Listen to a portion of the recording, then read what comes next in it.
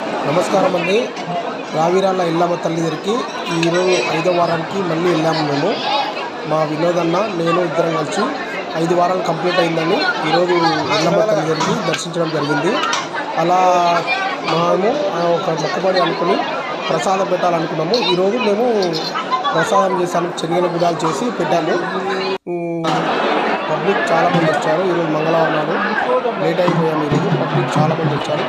బ్రహ్మాండంగా దర్శనం కూడా అయింది మాకు. ఎంత మంచిగా ఉందంటే అంత మంచిగా బ్రహ్మాండంగా దర్శనం అయింది మాకు.